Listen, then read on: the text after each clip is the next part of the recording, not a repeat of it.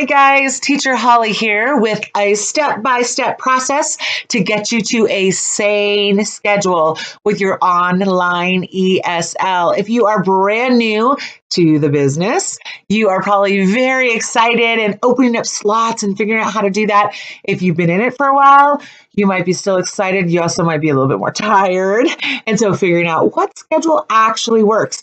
And if you're just checking it out, I'm really glad you're watching this video because this will give you an idea of how to actually make this work for your life. The fact is, we are all busy. I don't know about you, but today it's a Thursday. I woke up at 3 a.m., taught a bunch of classes, then dashed out the door to go work out with a friend, came back, grabbed my kids, took them away to our homeschool co-op where I tutored all day long, came home, and then I paid some bills for my other business. And then, I'm about to head out the door to take my kids to karate. Crazy day. And most of my days during the week are like that. I know yours are too. We are all busy. So finding when can I actually work? When can I actually open up bookings can be a little tricky. And going over the deep end, opening too much or not enough, those are tricky things to figure out that balance. So I'm here to help you with that, do a little step-by-step process that won't take you very long, but will be very, very valuable. Before I start, a little disclaimer. Kind of an old-fashioned girl. I am pen to paper. Like literally my calendar is in a binder. That's how old school I am. Not ashamed. That's just how I am. So everything you see here today will be sketched out on a piece of paper. You know, you can totally replicate this in Google Calendar or on your phone or some other digital calendaring system. So just make it work in a way that works for your brain. For me, it works on paper. All right, here we go. Step number 1, you need to sit down and think through what are your weekly responsibilities. And I mean everything from when do you take your kids to this? When do you work? When do you not work? When do you volunteer? All the things that you do, you need to jot them down. This is very, very important because you need to know where you are starting from in your schedule. The temptation when you start an online ESL job, and I've seen this time and time again, the temptation is just to be like, oh, that's awesome. I can wake up at 1 a.m. and teach every single day like that without noticing that, at night, I'm out until 10:30 with my kids at this thing. How on earth am I going to get up at 1?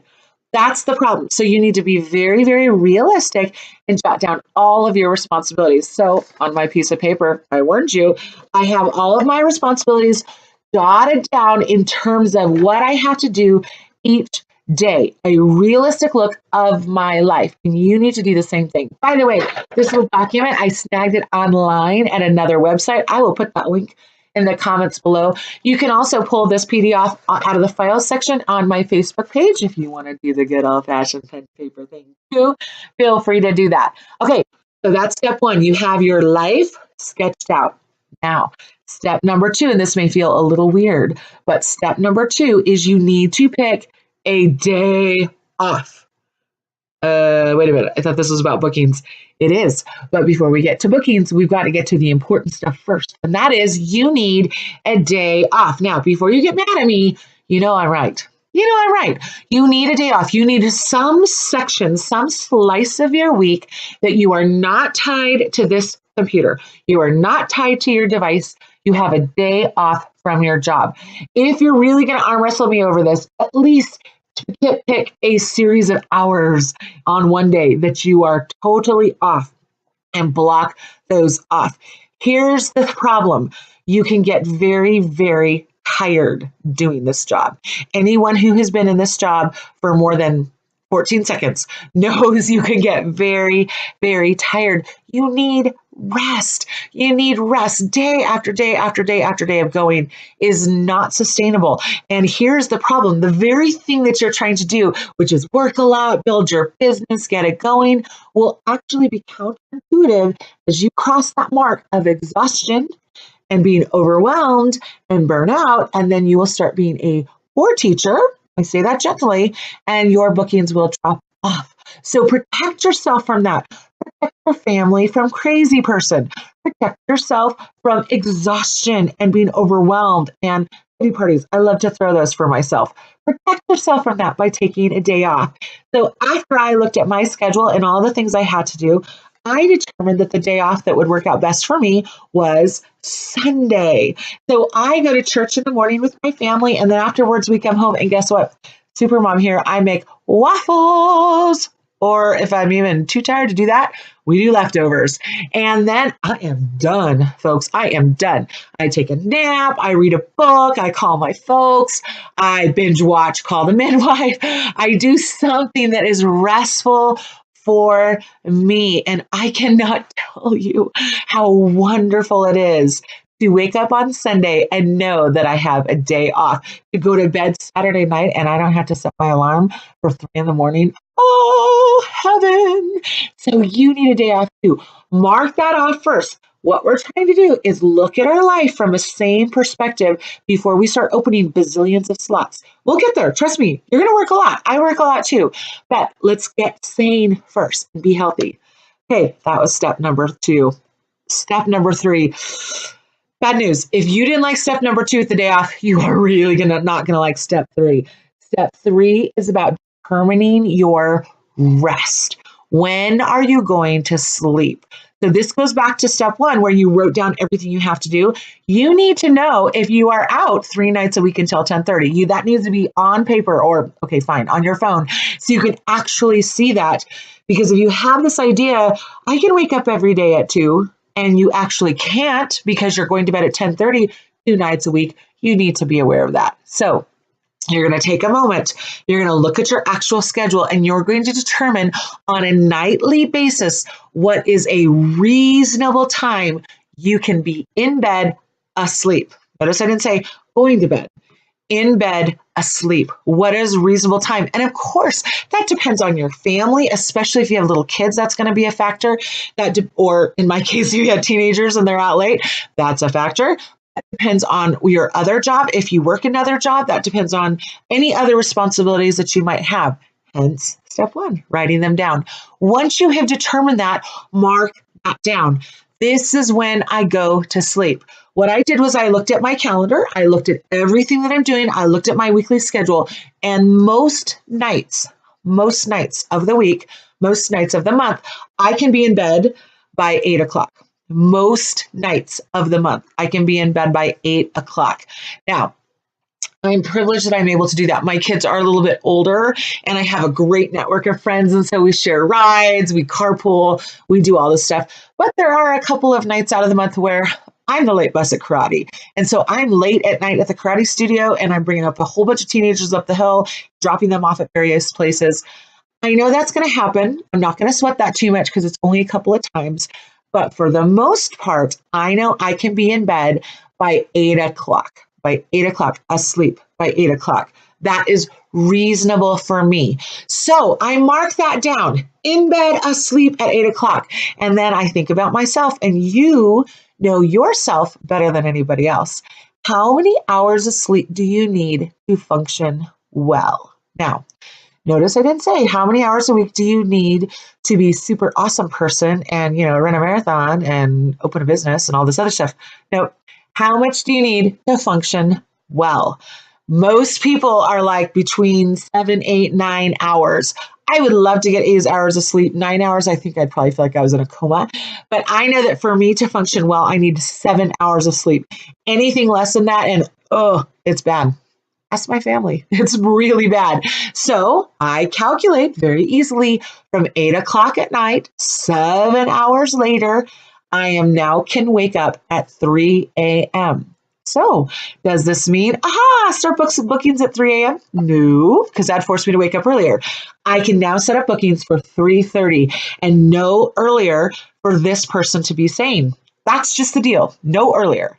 So I can set that up. Once I mark off that sleep and I have that decided and I know what time I can wake up, then I can start determining bookings. Now, really quickly, a caveat. Some of you may be looking at this and going, oh, Holly, it must be really nice to have a straight line of when I can go to sleep every single night. That's true. Yours might be jagged. That's okay. That's the point. We're not going for perfection here. What we're going for is realistic. That's why I asked you in step 1 to write down everything you have to do. Realistically, maybe Tuesday you can get into bed at 8, but Wednesday, it's realistically not until 10. If it's not until 10 on Wednesday, Thursday morning, that will determine when you can start teaching. So that's the whole point of this, a realistic, healthy approach to our schedule. Okay, so you determine your sleep. That means you know what time you can wake up. So then you can sit and block out when you can work. That is all of my green things. Now, I work for 2 online ESL companies, so I then divide that further. I'm going to put that in a different video, how to do that, a really great way to plan and figure that out. But for now, you can see that I can teach most days starting at 3:30, not 3, and I teach down until 7 or 6, depending on what I have happening that day. Now, those of you that are savvier observers have noticed that my teaching time has gone down into my sleep time. Very wise, very, very wise. Here is why I did that. That is only on Friday and Saturday night. Friday night, because I will teach until 11 o'clock. That's 3 hours past my bedtime.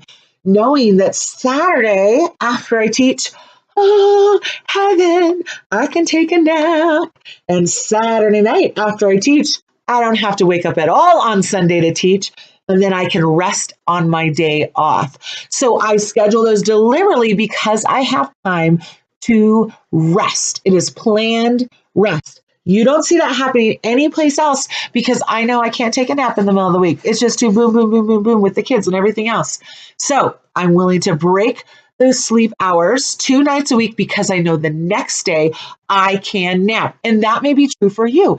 That's why you need to look at your schedule. There could be times where you could have variations in your teaching. Well, here is the best part of this. Once I have this, and I know you digital people are like, what a mess. I get it. It's not pretty. I didn't even try to make it nice. It is highlighter and a Sharpie that's almost dead. That's what this is. Here's what's awesome. I take this. This is my master. And when I go to do my booking, I pull this out and I go click, click, click, click, click, open, open, open, open, open. Based on that, I don't even think about it anymore. I don't have to wonder, is that going to work? Am I going to get enough sleep? What does the day look like? That's what my day looks like. I already know it looks like that. And so I can click each day appropriately as it actually works realistically for me. Now, a little word of warning. As you do this, the first time you do it, it's not going to work. I love you, but it's not going to work. You're going to set that up. You're going to do all your bookings. You're going to go to bed one night and you're going to be like, this is not working. It's too early, or I'm not working enough, or whatever. That's okay. Just try it. And then the second week, try again. Rework that a little bit and try again. And the second week, guess what? It might not work again. Totally okay. Give this a couple of weeks to settle into some sort of a schedule that makes sense.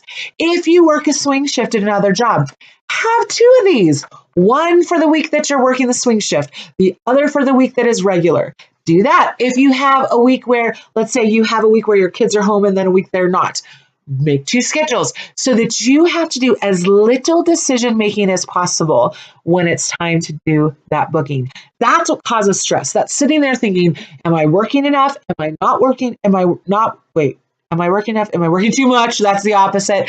Am I crowding into other things? Am I going to get enough sleep? That's where all the stress comes in. When you take the time to go through this process and think through your schedule, that leads to schedule sanity. Schedule sanity. I love it. It takes me that's an exaggeration. More than 25 seconds. It takes me 5 minutes to open up my bookings in both companies because I have it so clearly marked on my schedule. And again, don't aim for perfection. It's not going to be perfect. There's going to be jagged lines all over the place. There's going to be times when this works and times when it doesn't. But this is what you're aiming for. So I hope that helps you reach some point of scheduling sanity with your online booking. If you have another idea for how you keep yourself sane in terms of your schedule, please drop it down in the comments. I'd love to get your ideas and your advice. Also, if you are brand new to online ESL, please use my referral code down below or use my link to apply, because what that does is that sets us up. I will set you up with a video call and we will talk through all of this. I will walk you through this process step by step. In the meantime, happy planning, happy scheduling, and happy teaching.